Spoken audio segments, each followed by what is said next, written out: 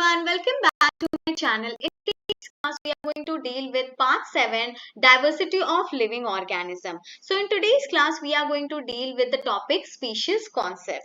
We have already seen what is the meaning of species. Species are morphologically similar, anatomically similar, genetically dissimilar, right? And we have also seen species are reproductively isolated. Species is the basic unit of classification. Now why do I call it as basic unit of classification? Because species is the lowest unit of classification and more similar characters are there. More similar characters are present at the species level. Species is a Latin word which means kind or appearance. Now in this topic we are going to study about scientists' name, their book and what they mention in their book, right? So please make a note of it. So first scientist we are going to deal with, that is John Ray, who wrote book Historia Generalis Planetarium, and he used the term species in his book. John Ray described on the basis of common descent. So what is the meaning of descent? It is given in your textbook, that is origin from common ancestor. In previous class we have seen class Monera is going to evolve and form Protista. Protista is going to evolve and form fungi, plants and animals. So Monera is the common ancestor for all of them. But class, if I'll talk about the similarity, fungi is going to show more similarity to, genetically more similarity to Protista, then it is going to then it is going to show similarity to Monera, right? So morphologically similar organisms. This is what I told you before. Species are morphologically and anatomically similar, right? Now, second scientist is Carl Linnaeus. Carl Linnaeus in his book Systema Naturae, what did he write? He wrote smallest unit of or basic unit of classification. So he mentioned species are basic unit of classification. See class, first one is John Ray, book name is Historia Generalis Planetarium and he mentioned term species. Second one is Carl Linnaeus, book name Systema Naturae and he mentioned species are basic unit of classification. Then next we have Buffon. Buffon is third one in his book. He wrote book Natural History and he proposed the idea of evolution of species. So Buffon, third scientist name is Buffon. Book name is Natural History and what did he write? Evolution of species. Evolution of species, right? So Buffon biological concept of evolution explained that species is an interbreeding class. We have already studied this, so I'm not dealing in detail about it, right? I told you before itself, species are the one who will be able to reproduce with each other. So they will be able to interbreed with each other and will have similar, interbreed with a similar individual, say, sharing the common gene pool. What is gene pool? Write it in the chat box. We have already seen, and they are going to produce fertile offspring. Class, write it in the chat box and tell me if different species are somehow they are able to reproduce with each other, what kind of offspring will be produced by them. Now, the biological concept of species, this we have already seen class. Charles Darwin wrote about the origin of species in his book, right? Now, species is considered as a group of individuals which have, so what are the properties of species? First one is a breeding unit, second one is ecological unit, third one is genetic unit and the last one is evolutionary unit. One by one we'll see what is it. When I say breeding, that means they are interbreedable, that means they are interbreeding organism.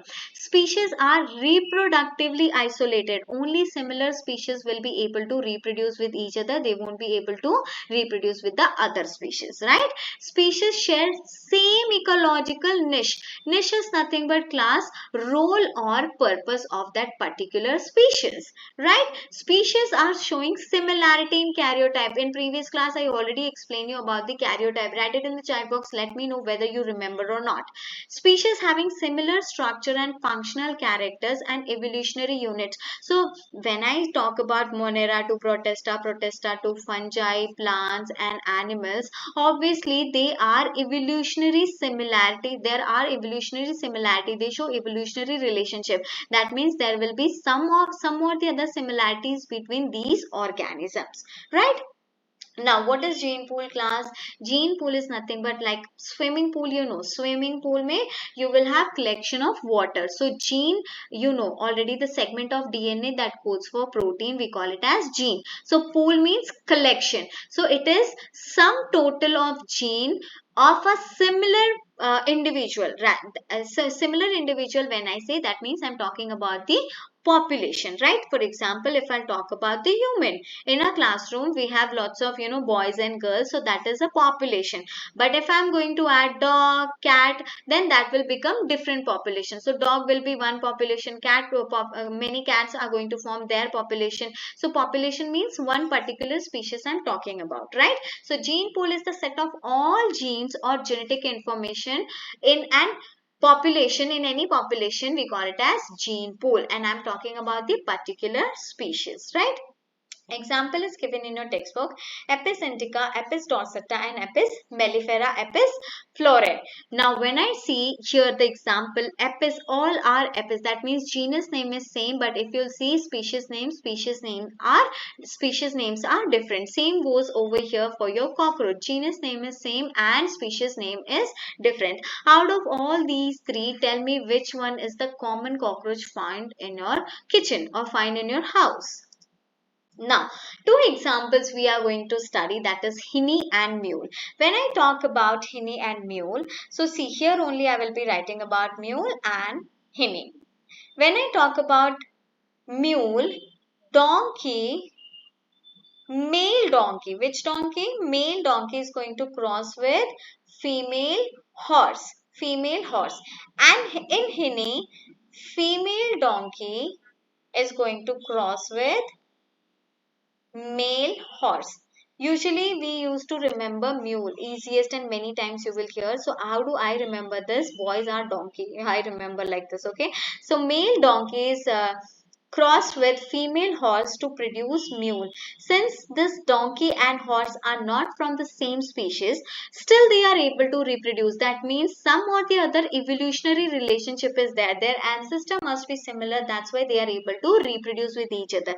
But they have become different species, due to which what happened? Mule is infertile. Mule is infertile, right? Same goes with hinny. Hinny is a cross between female donkey and male horse, and this hinny is again going to be infertile or sterile. When I say sterile, sterile means infertile. What is the meaning of infertile? Infertile means they won't be able to reproduce further, right? So this is an example of mule. You can see here how cute this mule is. You can give some name to this cutie mule. Okay. Now the last concept is Mendelian population. Dobzhansky introduced the concept of Mendelian population while defining a species. Mendelian, we have already studied about the Mendel. You have studied monohybrid and dihybrid cross, right? So they are sexually reproducing individuals within which mating takes place. It is nothing but your definition of species only, right? But these are sexually reproducing. So organisms, see, when we take birth, we are not sexually able to reproduce, right?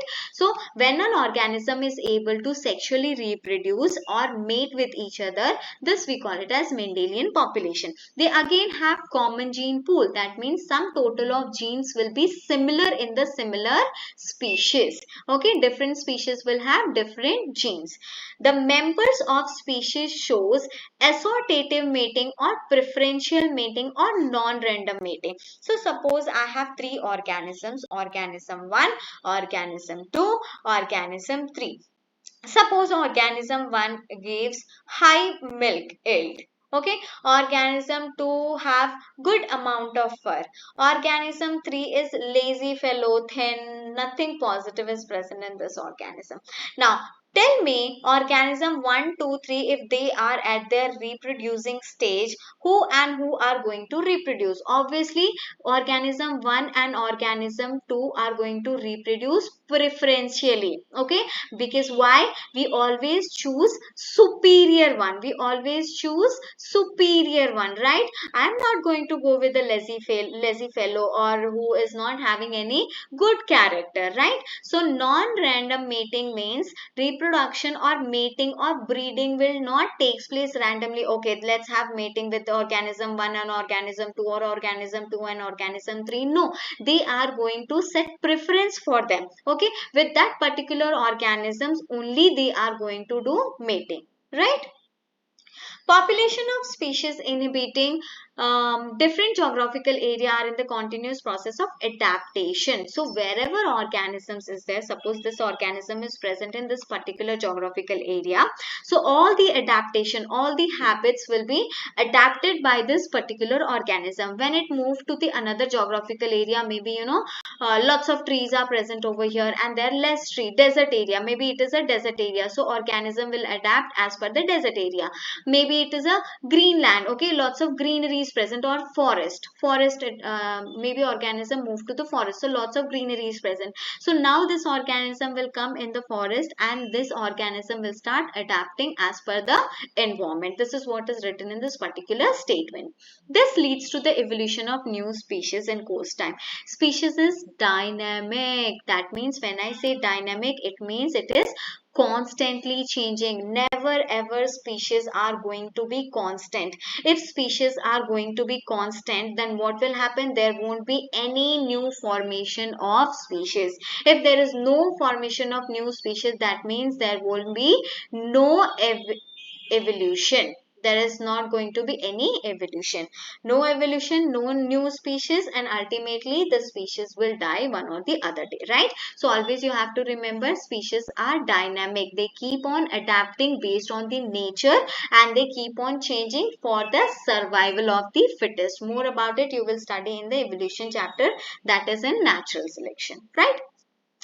So that's all we have in today's class. I hope you understood the class. Thank you so much.